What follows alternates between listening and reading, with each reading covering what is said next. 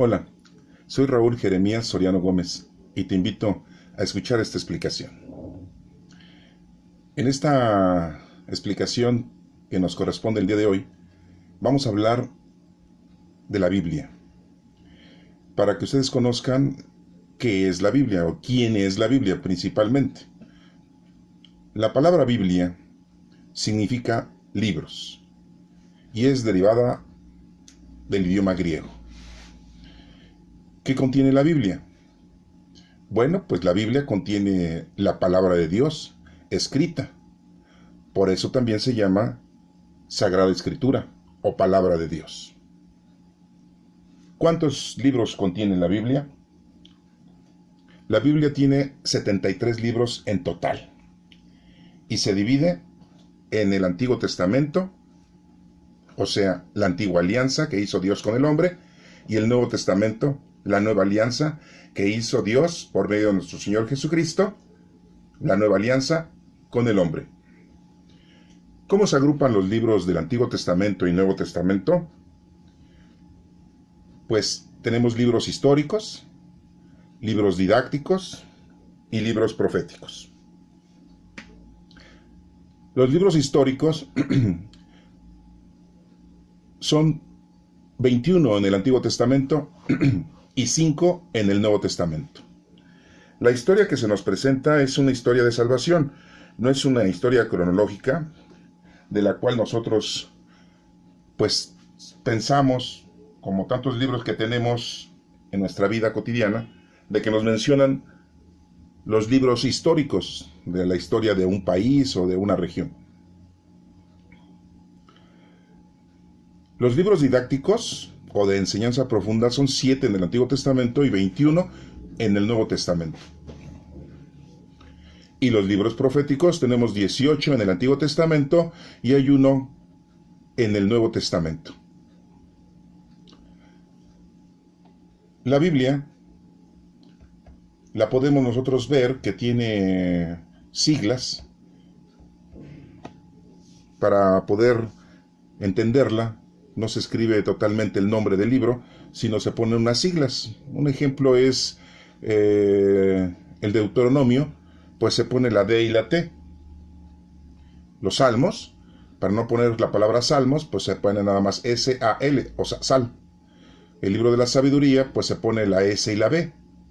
El libro del Génesis, pues nada más se pone la G y la N. Sería conveniente que ustedes pues se familiarizaran con todas las siglas, porque muchas veces se nos dan las citas bíblicas y mucha gente dice, ¿qué significa la G y la N? Pues bueno, la G y la N significa Génesis. ¿Qué significa la S, la A y la L? Pues significa Salmos. Y ya después les ponen el primer número que viene, pues es el capítulo. Y después le ponen otros números, unidos con una rayita, y quiere decir que son los versículos. Es bueno que se familiaricen con las siglas para que puedan ustedes entonces entender cuando las ven escritas por ahí en algún libro, en alguna revista, algún misal, en algún folleto. No van a poner todo el nombre del libro, sino nada más poner unas siglas y ponen el capítulo y ponen los versículos. Se pone el capítulo un número y se pone un punto y después se ponen los versículos unidos con una rayita que es de tal versículo a tal versículo. Si es del 1 al 10 ponen en el 1 una rayita y el 10. Si es del 5 al 9 ponen un 5, una rayita y el 9, son los versículos. Pero el primer número significa el capítulo. Y las siglas, pues no les van a poner el nombre completo. Así es que debemos de irnos familiarizando con esos datos para que ustedes los puedan, pues poder leer, ¿no? Porque muchas veces no los entienden. Bueno, nos ponemos a pensar que quién es el autor principal de la Biblia. Ya estamos hablando que son 73 libros. El autor principal de la Biblia se nos ha explicado que es Dios mismo, valiéndose de un escritor o un agiógrafo. Y varios agiógrafos son los que intervinieron para escribir los 73 libros que nosotros tenemos. Nuestra Biblia, con 73 libros, nos refiere que somos el canon largo, pero hay un canon breve que le faltan 7 libros en el Antiguo Testamento. El canon breve nada más tiene 39 libros en el Antiguo Testamento. En el Nuevo Testamento son los mismos que el canon largo, 27. Pero en el canon breve son nada más 39. Porque no aceptan 7 libros. Esos libros que no son aceptados, bueno, ahorita se los voy a mencionar cuáles son, pero son 7 libros que no están aceptados porque cuando se escribieron en el idioma griego o en otro idioma. Y los judíos de aquel entonces, pues solamente aceptaban los libros que estaban escritos en arameo o en hebreo. Dios es el autor principal de la Biblia y nosotros, los hagiógrafos o los escritores, tuvieron la inspiración, fueron iluminados con el entendimiento, con la fuerza del Espíritu Santo, para poder escribir. Y así Dios nos comunica cuál es el orden de nuestra salvación. Pero también los hagiógrafos y los escritores ponen de su cosecha. Entonces, esto es importante aclararlo porque ustedes leen la Sagrada Escritura, algún libro, una parte, y dicen, ¡ay, eso es palabra de Dios! No, posiblemente sí sea palabra de Dios, pero la otra es a lo mejor palabra del escritor. Entonces, tenemos que entender cuál es la diferencia de una y otra. Para esto, pues sí necesitamos estudiar, porque la Sagrada Escritura, no crean que nada más es agarrar como agarramos un libro y ya. No, es como un médico. Un médico estudia algunos libros de medicina, pero antes de leer un libro de medicina, pues necesita una preparación para entender el léxico, las palabras técnicas que usan los médicos. Si nosotros nos ponemos a leer un libro de medicina y no somos médicos, pues no vamos a entender muchas cosas y tendríamos que recurrir a un diccionario para que nos esté explicando qué significa cada palabra que aparece en esa literatura. Pues es lo mismo en las Sagradas Escrituras. Tenemos que estudiar cada una de las palabras que aparecen ahí, porque no son palabras ni frases ni oraciones de nuestra época. En el Nuevo Testamento, pues ya tiene más de 2000 años que se escribió, 2000 años, o sea, no 200 años, 2000 años. Y el Antiguo Testamento, pues tiene más de 5000 años. Entonces, pues sí, nos tenemos que poner a estudiar para entender cada una de las frases, las palabras, las oraciones que se presentan en la Sagrada Escritura. Y aparte, debemos de darnos cuenta que en nuestro idioma, pues se ha traducido la Sagrada Escritura de una manera. Entonces también tenemos que darnos cuenta cuál es la traducción más correcta, ¿sí? Para que podamos entender la Sagrada Escritura. Si no vamos a vagar, o sea, no vamos a entender correctamente y nos vamos a ir por lo literal. Y entonces, les voy a poner un ejemplo. Cuando nosotros decimos paz a los hombres de buena voluntad, paz a los hombres de buena voluntad, estamos diciendo que debe de tener paz uno con la gente que es de buena voluntad. Eso es lo que se entiende con esa frase, paz a los hombres de buena voluntad. Que tengan paz esos hombres que son de buena voluntad. Pero si yo digo paz a los hombres y buena voluntad, le cambio el de por la conjunción y, es la y, pues ya el sentido es totalmente diferente. Ya estamos diciendo paz a los hombres y buena voluntad. O sea, que los hombres tengan paz y buena voluntad. O sea, son dos cosas. Ya no estamos hablando de los hombres que son de buena voluntad. Ese ejemplo que les pongo es muy importante porque muchas veces nosotros leemos literalmente la Sagrada Escritura y le entendemos como está escrita. Y no entendemos el mensaje. La Sagrada Escritura la debemos de leer. La debemos de estudiar. La debemos de entender. Y después interpretar. O sea, imagínense, son 4 cosas. A lo mejor la gente yo ya leí la Sagrada Escritura. A lo mejor alguien dice, yo ya leí un libro de la Sagrada Escritura. Ya lo leíste, qué bueno. Ya lo estudiaste para que lo puedas entender, porque pues la leíste, pero ya estudiaste las frases que vienen ahí. ¿Qué significa el cielo? El cielo no son las nubes ni el firmamento azul que tenemos nosotros cuando no hay smog, sino el cielo quiere decir el lugar en donde habita Dios.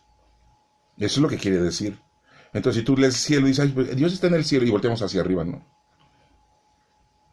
Entonces son palabras que debes de estudiar y debes de conocer. Por ejemplo, los números.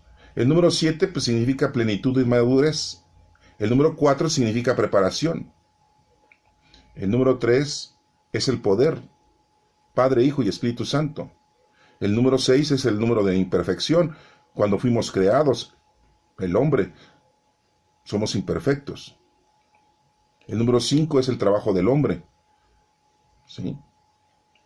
5 es el trabajo del hombre. Y bueno, pues debemos de ir entendiendo entonces que leemos la Escritura, la debemos de estudiar, la debemos de entender y también la debemos de interpretar. ¿Cuál es el mensaje que nos está dando Dios con respecto a lo que se dice en ese capítulo, en ese versículo, en ese libro? No crean que es fácil, ¿eh?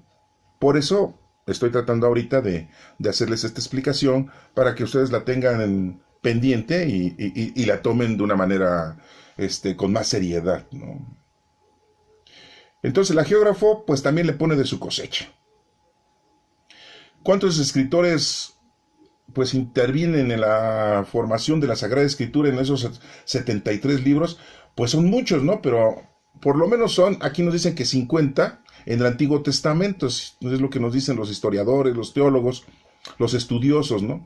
Entre ellos está, para empezar, Moisés, que se le atribuyen los 5 primeros libros de la Sagrada Escritura, que es el Génesis, Éxodo, Levítico, Números y Deuteronomio, que es la Torá o el Tanaj para la raza judía. Para nosotros los cristianos, los católicos, decimos que es el Pentateuco, Penta 50, Penta 5. ¿Ah? También tenemos escritos de David y de Salomón. Ahí tenemos los Salmos. Tenemos un libro de Esdras en el Antiguo Testamento. Hay muchos agiógrafos en el Antiguo Testamento. Pues imagínense, tenemos 46 libros nosotros y el canon breve nada más tiene 39. Pero quiero informarles también que los judíos los agrupan en 24 libros. Ellos lo dividen en 3 partes. Nosotros lo dividimos en 2, en el Antiguo Testamento y en el Nuevo Testamento. Antiguo Testamento antes de que naciera nuestro Señor Jesucristo, y Nuevo Testamento cuando nace nuestro Señor Jesucristo. Pues los judíos pues, no aceptan a nuestro Señor Jesucristo como el Hijo de Dios, no lo aceptan como un profeta y no lo mencionan en sus escritos. Y nada más ellos lo dividen, sus 24 libros lo dividen en 3 partes. El primero es la Torá, o el Tanaj, que ya les mencioné, que son los 5 libros de la Sagrada Escritura, los primeros 5. Y después nos mencionan el Nebim, que es todos los profetas y patriarcas.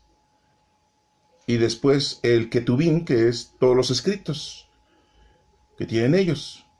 Y que también los tenemos nosotros. Pero ellos los conjuntan de diferente forma. Por eso nada más tienen 24 libros. Por ejemplo, el Pentateuco, pues nada más es un libro para ellos. Y para nosotros son 5. Ellos lo agruparon en uno solo. Porque dicen que es la Torá, es el Tanaj, ¿no? Y bueno, pues se le atribuye a Moisés que él haya escrito los 5 primeros libros. La Sagrada Escritura pues se tardó mucho en agruparla, en escribirla, en conjuntarla, ¿sí? En el Nuevo Testamento pues vemos como en el año 300 apenas estaban conjuntando los libros, los 4 evangelios, las cartas de Pablo, que fueron como 12, y por ahí la carta de los Hebreos que no sabe quién escribió, y tenemos las 2 cartas de Pedro, 3 cartas de Juan, una carta de Santiago, el medio hermano de nuestro Señor Jesucristo, también la de Judas, otra carta, también medio hermano de nuestro Señor Jesucristo. Digo medio hermano porque eran hijos de José, aunque algunos teólogos historiadores dicen que no, que son otros, no eran los medios hermanos de nuestro Señor Jesucristo, que eran otras personas que se llamaban así, Santiago y Judas, y que también fueron seguidores de nuestro Señor Jesucristo, o seguidores de los apóstoles, así nos dicen ellos, ¿no? Y finalmente también tenemos el Apocalipsis, y se le atribuye supuestamente a Juan, el apóstol, pero pues también tenemos una historia y una investigación en donde se menciona que el libro del Apocalipsis no fue aceptado en el año 300, cuando estaban conjuntando todo el Nuevo Testamento. No lo habían aceptado los estudiosos de aquel entonces, los teólogos, ¿eh? No estamos hablando de cualquier persona, estamos hablando de teólogos. Y estos teólogos, pues de todas maneras se equivocaron, hasta en los años en los que vivimos, ¿no? Porque tenemos un problema de años. No, parece que hay una equivocación de 4 a 7 años. Entonces, en el año que estamos ahorita, aumenta el de 4 o 7 años, y ese es el verdadero, la verdadera fecha. Pues se equivocaron, ¿no? Pues también se equivocaron porque aceptaron el libro del Apocalipsis, que es el libro de la revelación. Es una revelación. Se revela algo. Y se lo atribuyen a Juan, siendo que Juan, siendo ya muy anciano y estuvo en la isla de Patmos, en donde estaba escribiendo, ellos dicen que escribió el libro del Apocalipsis, pero en realidad, si ustedes estudian y ven bien la Sagrada Escritura y analizan el Evangelio de Juan, y sus 3 cartas y el Apocalipsis, pues se dan cuenta de que los escritos son totalmente diferentes, como que no es de un mismo escritor. Si ustedes se dan cuenta del Evangelio de Lucas, y después se dan cuenta del libro de los Hechos de los Apóstoles, que es escrito por Lucas, pues se dan cuenta como que escribe igual. O sea, no hay mucha diferencia. Pero si ustedes estudian y leen el Evangelio de Juan, y después leen sus 3 cartas, y leen el Apocalipsis, no, se dan cuenta de que los escritos son totalmente diferentes.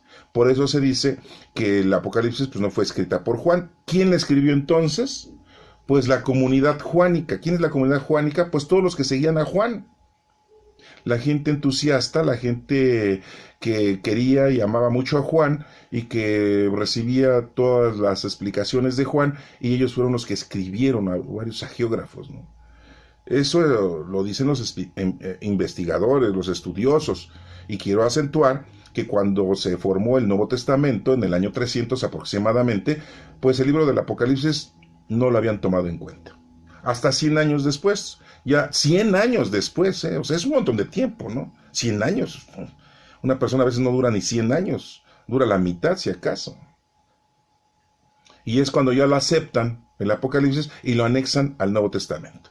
Y de ahí vienen muchas cosas que la gente en la actualidad dice que pues es un libro profético y que está hablando y lo asimilan a varios sucesos que están ocurriendo en la actualidad, y empiezan a hacer y deshacer de cosas que se presentan como terremotos, maremotos, como señales en el cielo, que los ovnis, los extraterrestres, y que todo eso habla el Apocalipsis, dice, ¿no?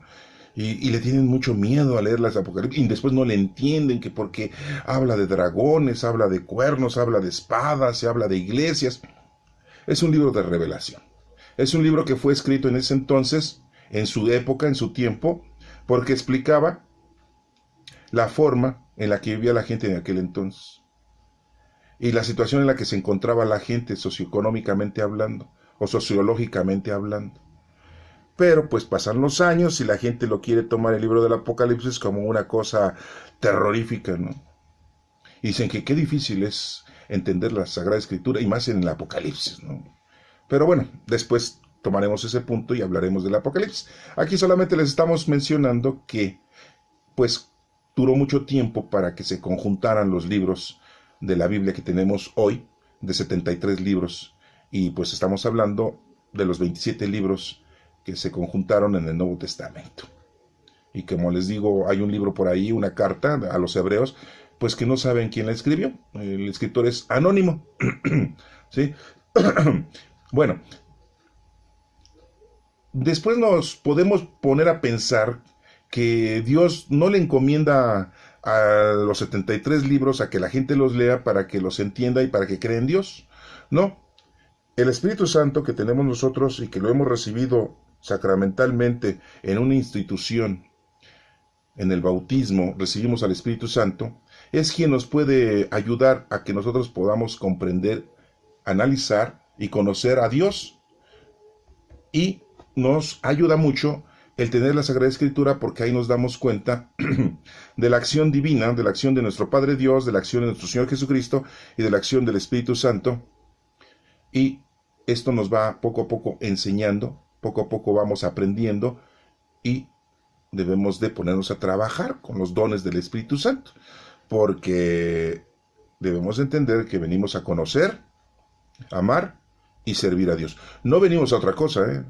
Mucha gente podrá decir, bueno, pues yo estudio, hago una carrera, me pongo a trabajar, mantengo a mi familia, soy una buena persona, ¿sí?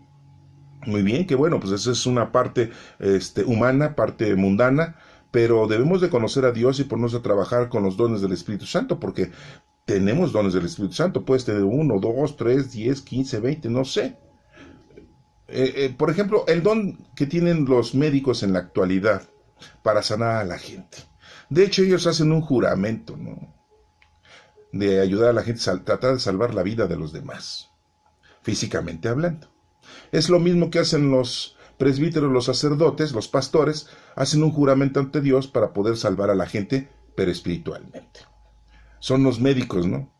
Y quiero remontar que Lucas, pues era un médico de aquel entonces, un médico físico, y se volvió un médico espiritual. O sea, era médico doble. Hizo su especialidad en ser médico espiritual. ¿Y de quién recibió la información Lucas? Pues toda la información la recibió de Pablo, de Pedro posiblemente, porque él no conoció a nuestro Señor Jesucristo, a la vez que Pablo tampoco conoció a nuestro Señor Jesucristo.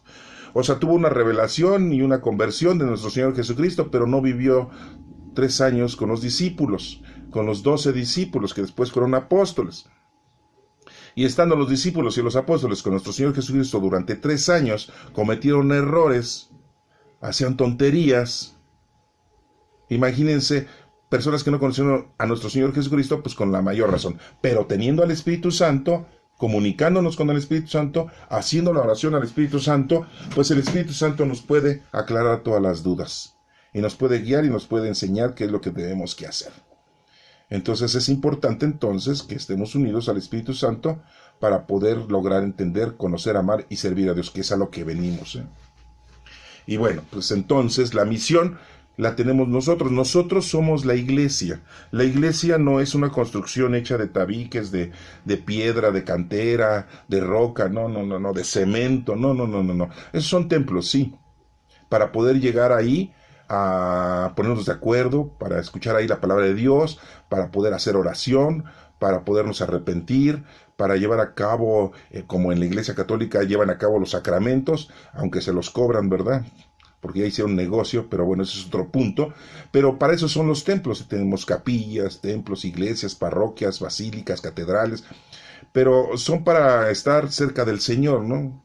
Pero lo puedes hacer tú en tu casa, en tu recámara, en la sala, en tu estudio, en donde tú quieras. Puedes reconciliarte con el Señor y hablar con Él. Nosotros somos la iglesia porque nosotros somos templos del Espíritu Santo. El Espíritu Santo vive dentro de nosotros. ¿Cuándo llegó el Espíritu Santo? Llegó 50 días después de la resurrección de nuestro Señor Jesucristo. 10 días después de su ascensión. Cuando se fue al cielo le dijo a los discípulos, no se dispersen, quédense aquí reunidos, porque pronto mi Padre Dios les va a mandar el Espíritu Santificador, que es el Espíritu Santo. Entonces, pues, invoquemos al Espíritu Santo para que podamos nosotros tener fuerza, podamos llevar a cabo los dones del Espíritu Santo que Dios nos ha dado. ¿Cuáles son las principales formas o que la Biblia nos proporciona? Pues lo principal, conocer a Dios. Y como se los digo yo, si conoces a Dios, lo amas. Y si lo amas, pues te vas a poner a servir, a hacer lo que te corresponde. Así como estudias una carrera o estudias un oficio, y que lo estudias muy bien porque es lo que te va a dar dinero para poder comer, para poder tener casa, vestir y sustento, pues lo mismo, cuando conoces a Dios y lo haces muy bien, pues lo amas y te vas a poner a servirle. Entonces, eso es lo que tenemos nosotros que, pues, hacer. Tener esa condición, ¿no? Conocer, amar y servir a Dios. Bueno, la iglesia institucional, en donde están los presbíteros, los sacerdotes, encerrados muchas veces, porque no salen, con el pueblo, no salen a predicar, ahí están escondiditos esperando que tú vayas a hacer oración con ellos, que tú vayas los domingos, los sábados, que vayas entre semana, cuando te mandan llamar, y hacen unas reuniones para hacer las horas litúrgicas, o sea, cantar los salmos, leer los salmos, o para hacer oración, para cantarle a Dios en las iglesias cristianas, en la iglesia católica, ¿sí?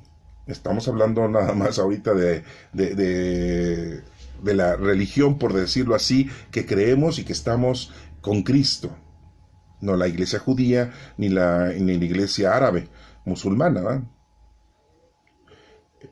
Nos reunimos, la iglesia, en los templos, para llevar a cabo esas actividades, ¿sí?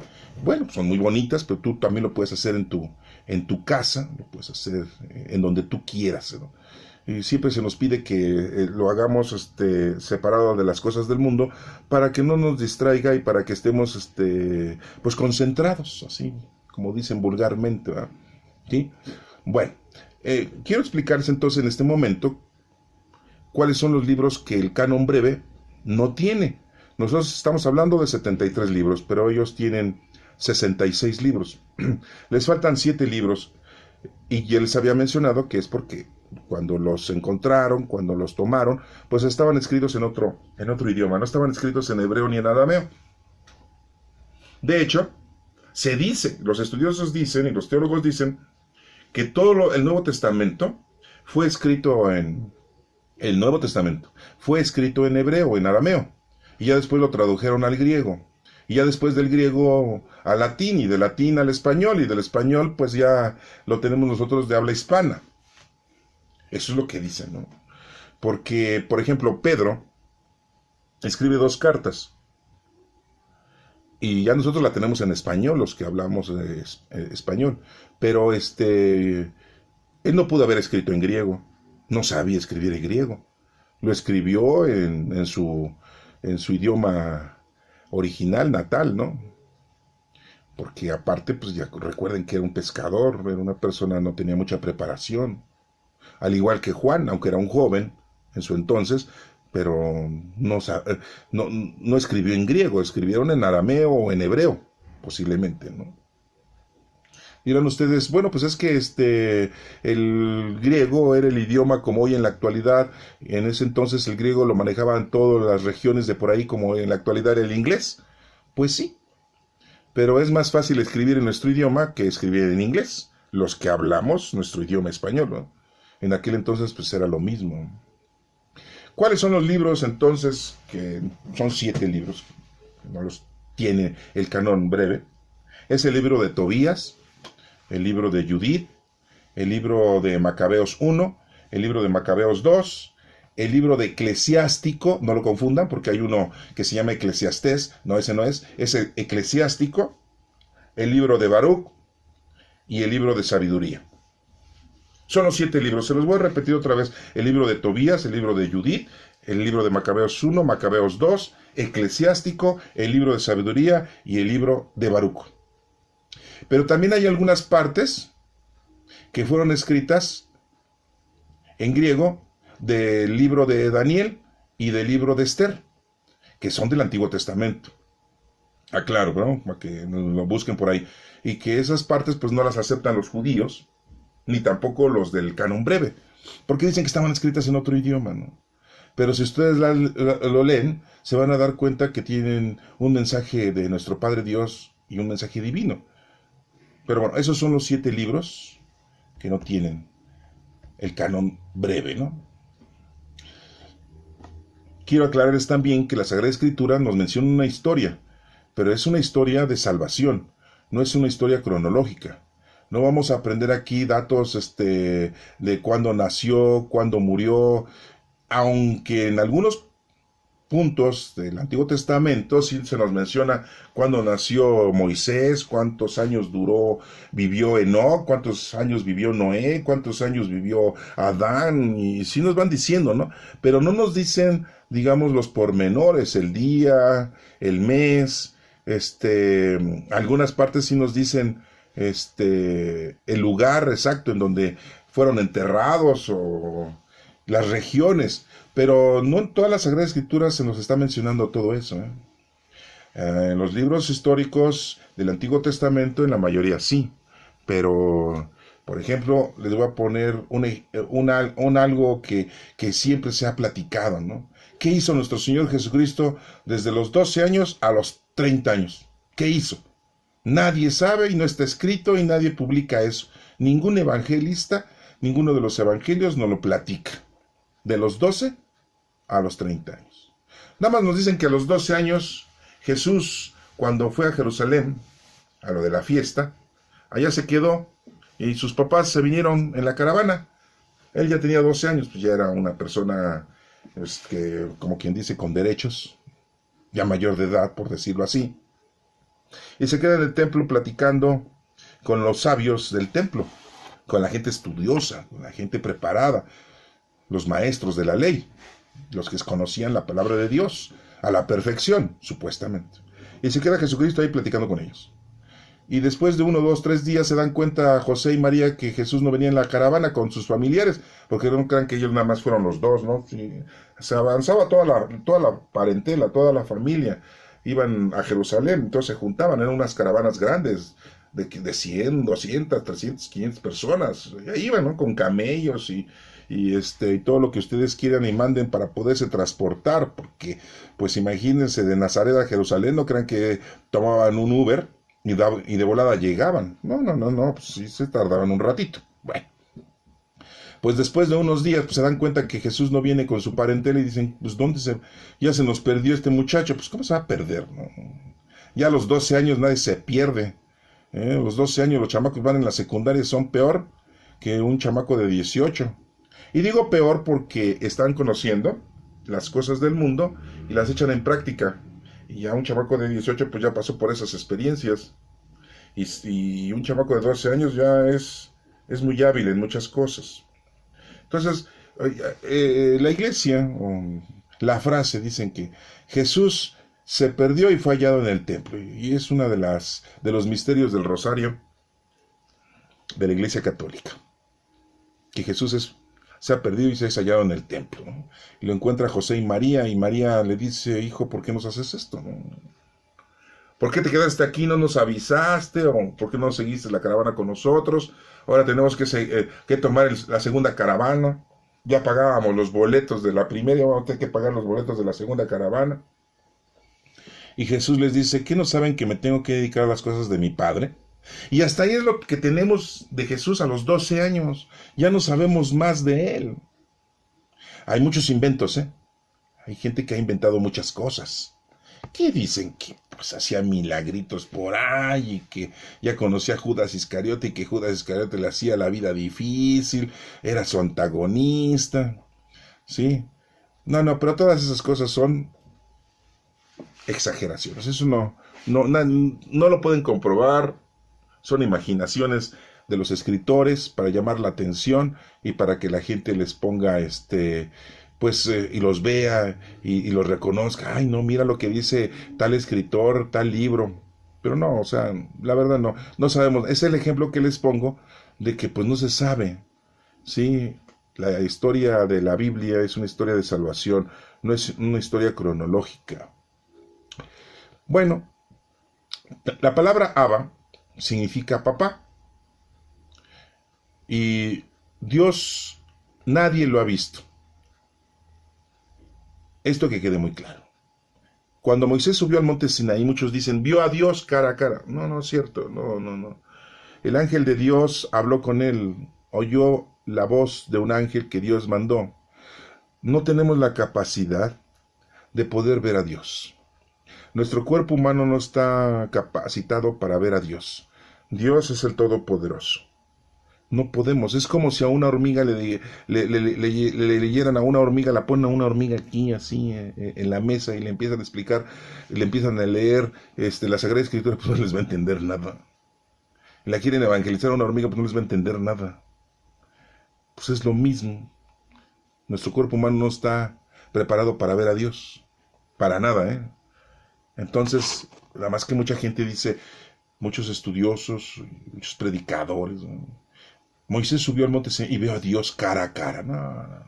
Es que bajó y su rostro deslumbraba como luz y hasta se tuvo que poner un velo para que no lastimara a los ojos de las personas que lo volteaban a ver. Y es que bajó y tenía todo el cabello blanco, ¿no? Canoso, ¿no? Y su rostro era otro, ¿no? Es que no, vio la zarza, sí. Escuchó una voz, sí, pero es la del ángel de nuestro Dios que lo mandó.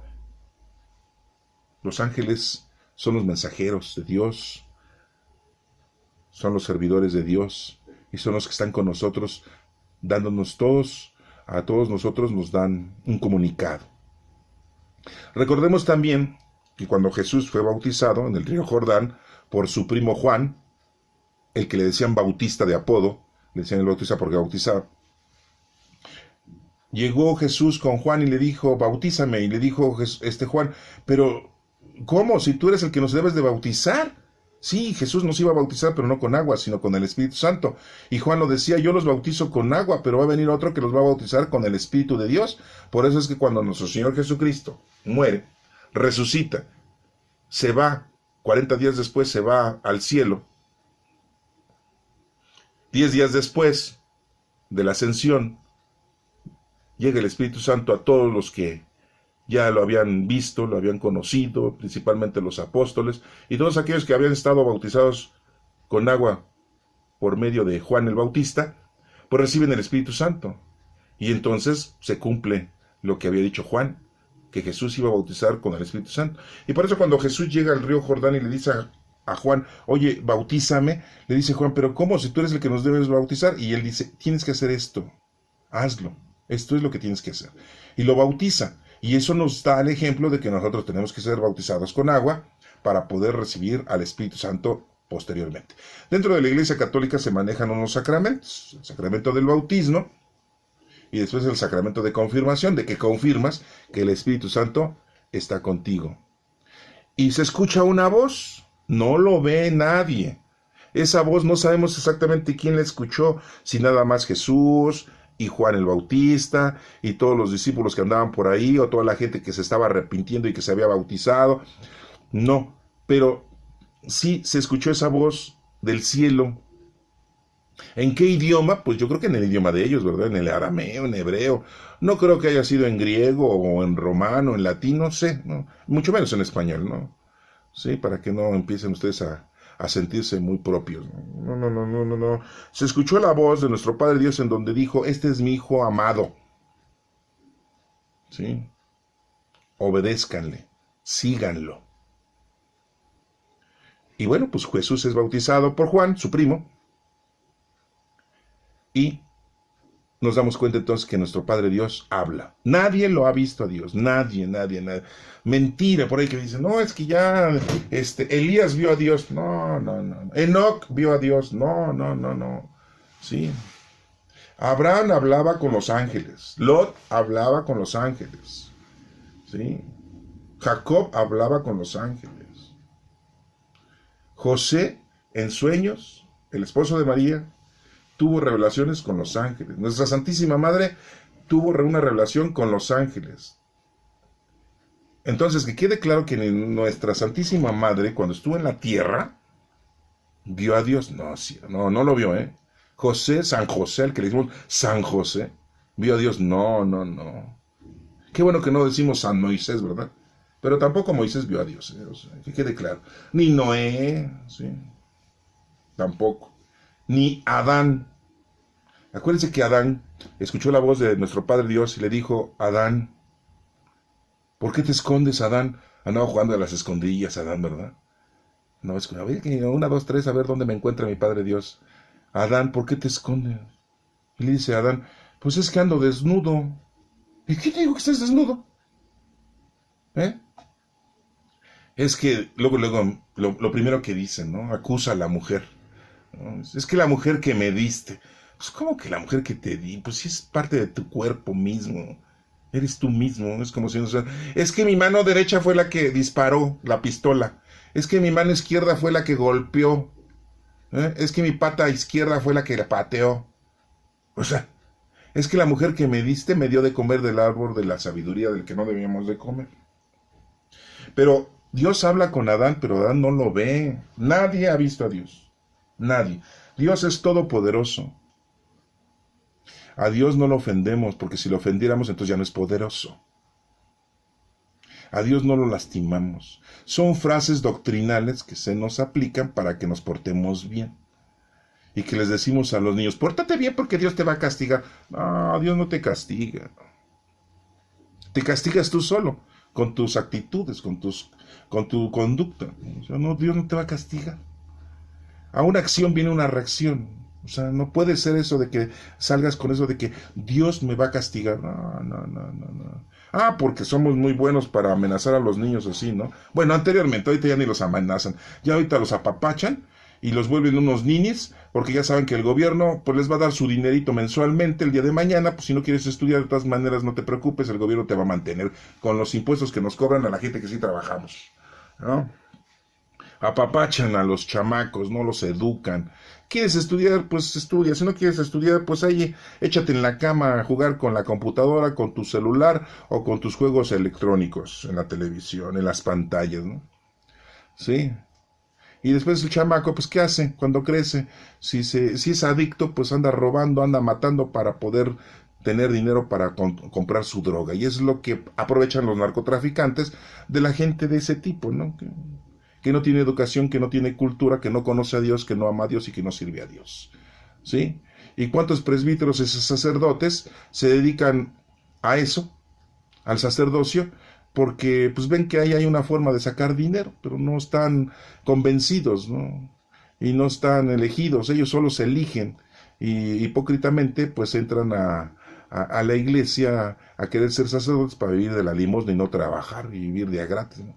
Y los ven ustedes gordos, pero gordos, con carrazos, y tienen sus casas por ahí, ¿sí? Algunos supuestamente debe de haber celibato, pues tienen a su mujer y a sus hijos.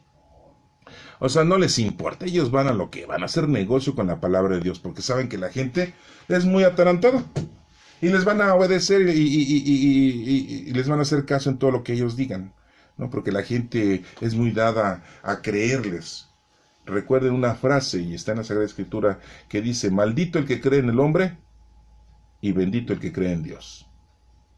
Y Jesús dijo, tengan cuidado porque habrá lobos disfrazados de ovejas. No sé si se entienda la frase, pero ¿sí? También nos damos cuenta entonces que los discípulos, a pesar de que habían estado con nuestro Señor Jesucristo 3 años, cometieron muchos errores.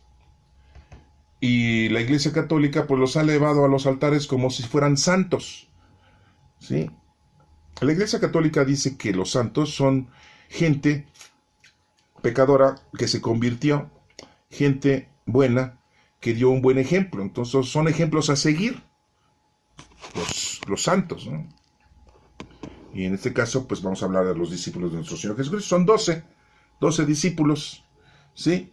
Y bueno, vamos a hablar de uno de ellos, pues, Felipe, uno de los apóstoles de nuestro Señor Jesucristo, y que le dice a nuestro Señor Jesucristo, muéstranos al Padre, Señor. Y Jesús le dice, pues me has visto a mí, estás viendo al Padre. Tanto tiempo has andado conmigo y todavía no entiendes quién es el Padre, quién es nuestro Padre Dios. Porque ya nuestro Señor Jesucristo les había enseñado a orar lo que vulgarmente nosotros decimos el Padre Nuestro. Es la oración a nuestro Padre Dios. Nosotros, en vez de decir, vamos a rezar el Padre Nuestro, no, debemos de decir, vamos a orar con nuestro Padre Dios. Así deberíamos de hablar, así deberíamos de decir, ¿cómo? Vamos a rezar el Padre Nuestro. ¿Cómo vamos a rezar el Padre Nuestro? Vamos a orar con nuestro Padre Dios. ¿Cómo? Como nos enseñó nuestro Señor Jesucristo. ¿Cómo? Pues dijo, Padre Nuestro, ya no dijo Padre Creador, no, dijo Padre Nuestro, es Padre de todos. Y bueno, ahorita no la vamos a hacer la oración, pero nada más les explico que Felipe, pues, después de estar con nuestro Señor Jesucristo, no entendía. Pedro, ¿qué fue con Pedro? Pues lo negó 3 veces. Estaba allá afuera del templo del Sanedrín cuando estaban condenando a nuestro Señor Jesucristo. El Sanedrín lo reconocieron que era discípulo de nuestro Señor Jesucristo y le empezaron a decir, tú eres uno de los que andaba con Jesucristo, uno de sus discípulos, y él dijo, no, ni lo conozco, no sé ni quién es. No, no, no, a mí no me confundan. Y cantó el gallo. Ya le había dicho a nuestro Señor Jesucristo que lo iba a negar 3 veces. Pues se equivoca Pedro en esa ocasión. En otra ocasión se equivoca Pedro al decirle a Jesús, ¿cómo vamos a regresar a Jerusalén? Si la última vez que fuimos a Jerusalén nos querían matar a pedradas. No, Señor, no hay que regresar. Corremos peligro de muerte. Y Jesús le dice, pues tengo que ir porque ahí tengo que morir. Me van a acusar. Tú piensas como los hombres, no piensas como Dios. Aguas, ¿eh? Porque nosotros podemos pensar como los hombres. Era muy buena el razonamiento de Pedro, de decir, pues ¿cómo vamos a regresar a un lugar si ahí nos querían matar?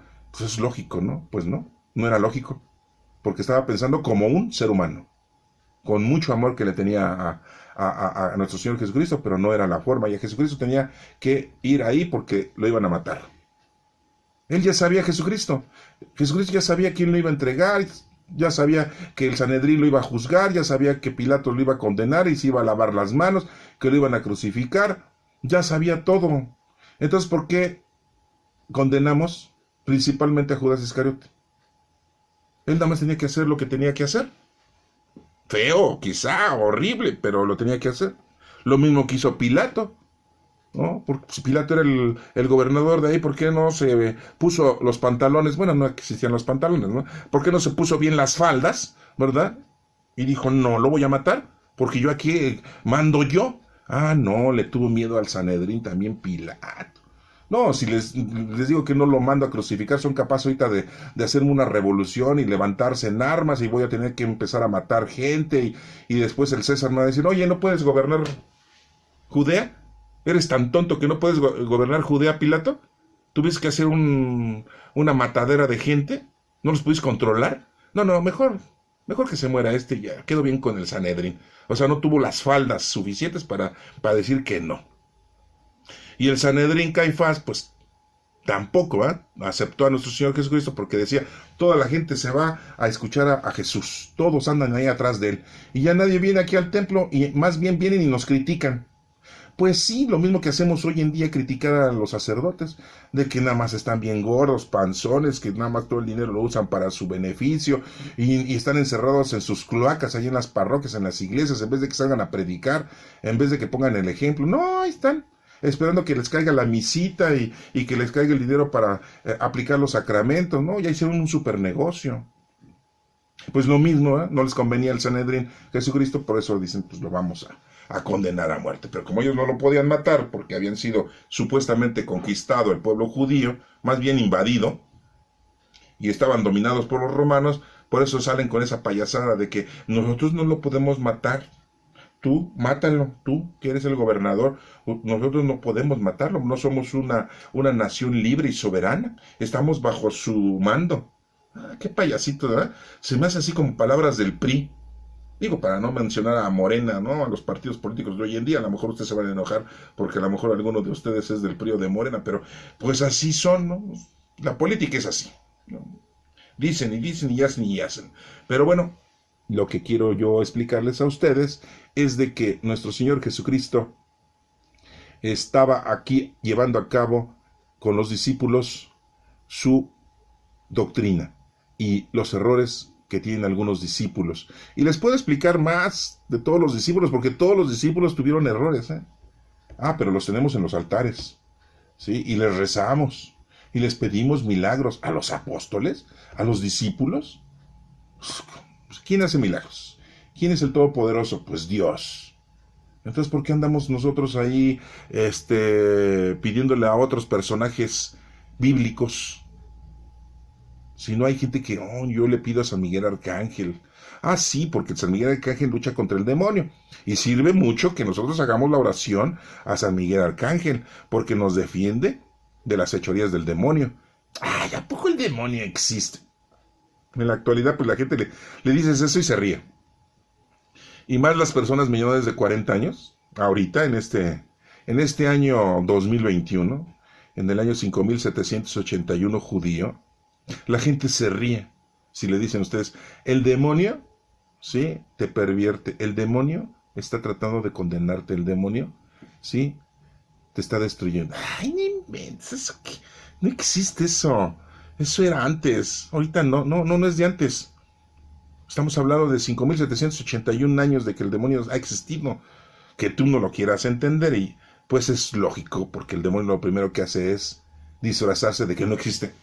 Eso es lo primero que hace. Y ya tú, sabiendo que no existe, pues no le tienes cuidado. Y entonces pues te destruye. Bueno, vamos a continuar con otra explicación, porque si no se nos acaba el tiempo. Se han de estar durmiendo ya ustedes, porque dicen que tengo voz para dormir a la gente.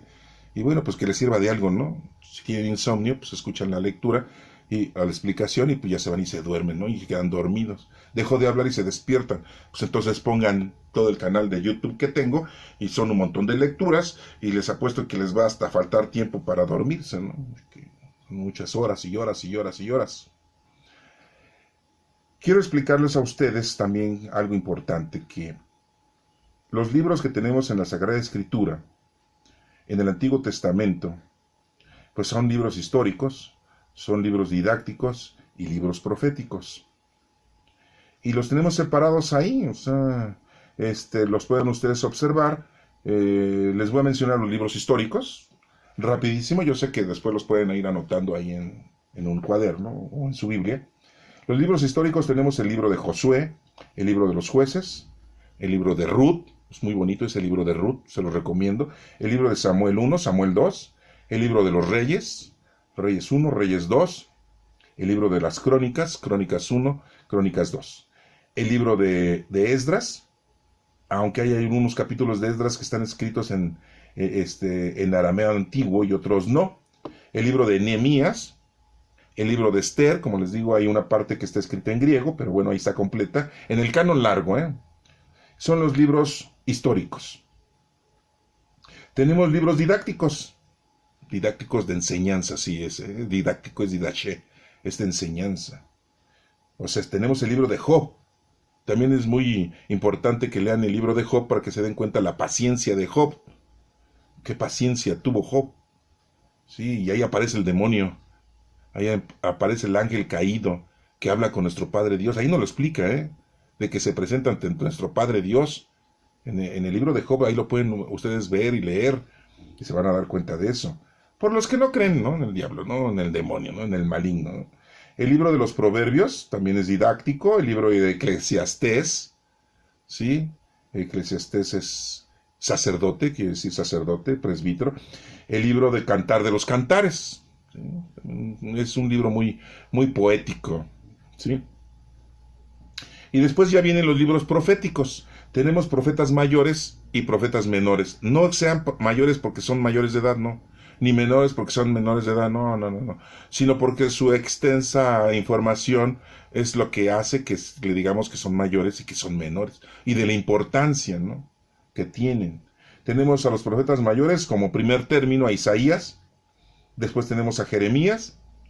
Tenemos el libro de Lamentaciones de Jeremías. Tenemos el libro de Ezequiel. Y tenemos el libro de Daniel. Vuelvo a reiterar, parte del libro de Daniel está escrito en griego y el canon breve no lo acepta, ni mucho menos los judíos. Pero en el canon largo, de donde tenemos la Biblia de 73 libros, ahí sí viene todo completo, Ya después vienen los profetas menores, que son 12. Así no se les van a olvidar, son 12. Son rápido, ¿no? Es el libro de Oseas, de Joel, de Amós, de Abdías, de Jonás, de Miqueas, de Nahum, Habacuc, Sofonías, Ageo, Zacarías y Malaquías. Esos son los libros proféticos de profetas menores. Ese es en el Antiguo Testamento. Pero, como ya les había mencionado hace un rato, los libros que no acepta el canon breve ni los judíos, tenemos los libros que les decimos deuterocanónicos, así se les dice, los libros que ellos no tienen en el canon breve, ni los judíos. Y pues tenemos el libro de Tobías, de Judith, Macabeos 1, Macabeos 2, Eclesiástico, reitero, no lo confundan con Eclesiastés, el libro de Sabiduría, el libro de Baruch. Eso es en el Antiguo Testamento. En el Nuevo Testamento tenemos 27 libros, y los libros históricos que tenemos nada más son 5, que son los 4 evangelios: Mateo, Marcos, Lucas y Juan. y los Hechos de los Apóstoles. Los Hechos de los Apóstoles es como la continuación del Evangelio de Lucas.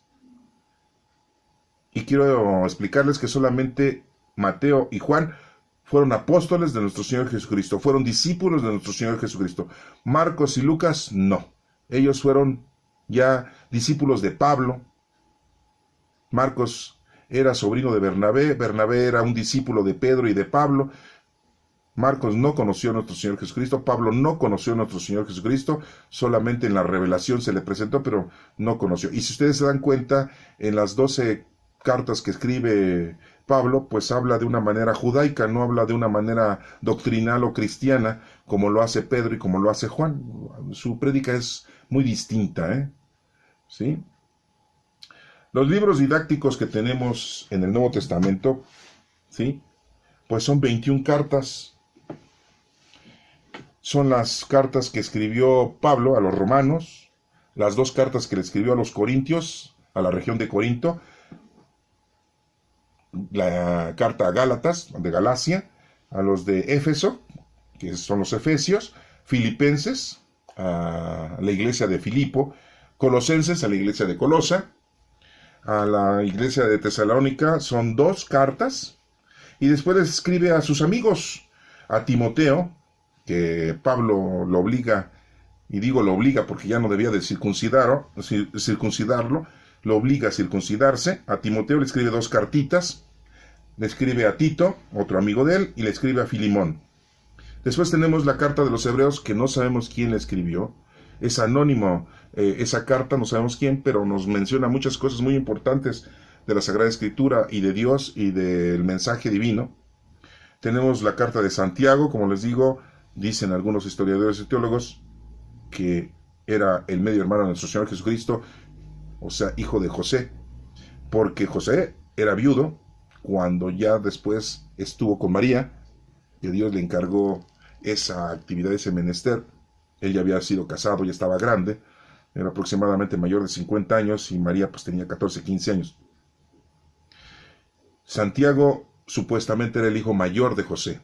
Y tenemos 2 cartas de Pedro. Pedro, no tenemos evangelio. Hay un evangelio por ahí de Pedro, pero no está aquí íntegro en la Sagrada Escritura. Dicen que es de Pedro, lo pueden ustedes buscar, pero no está dentro de la Sagrada Escritura. Lo pueden comprar, léanlo, para que se den cuenta y puedan ustedes comparar una cosa y otra. Es muy interesante leer, es muy, muy bueno en que ustedes estudien y lean. Aunque no está dentro de la Sagrada Escritura, yo les invito a que lo lean. Son 2 cartas de Pedro que tenemos aquí, después tenemos 3 cartas de Juan. Tenemos la carta de Judas, que también dicen que era el otro hijo de José, hermano de Santiago de esta carta, y los 2 medios hermanos de Jesucristo. No lo vayan a confundir con Judas Tadeo, porque Judas Tadeo, primo de nuestro Señor Jesucristo, pues él no tuvo esa dicha de escribir. Y el último libro, que en el año 400 fue anexado al Nuevo Testamento, repito, fue en el año 400 de nuestra era, fue aceptado como en el Nuevo Testamento. Antes nada más eran 26 libros y ahora son 27 porque anexaron hasta el año 400. Imagínense, Jesús murió en el año 33. ¿Sí? Habían pasado ya cuántos años para que aceptaran el libro del Apocalipsis supuestamente escrito por Juan. ¿Sí? Pues ya había pasado más de 300 años. Y bueno, pues se le acredita que es un libro que escribió Juan, pero en realidad no lo sabemos. Y el Apocalipsis es el único libro profético, así se le dice, profético, pues es un libro de revelación. ¿Sí? Bueno, pues se nos acaba el tiempo. Ya nada más quiero decirles que los capítulos y los versículos se les fueron puestos a la Sagrada Escritura posteriormente. En el siglo XIII le pusieron los capítulos y en el siglo XVI le pusieron los versículos. En el siglo XIII, el señor que les puso era un profesor de Francia y se llamaba Esteban Langdon. Y los versículos se los puso un estudioso, también un profesor, un intérprete que se llamaba Roberto Stevens. Ellos fueron los que le pusieron los capítulos y los versículos para que los podamos estudiar nosotros, la Sagrada Escritura. Espero que esto te sirva y te ayude y que te anime a seguir leyendo la Sagrada Escritura. Que Dios te bendiga.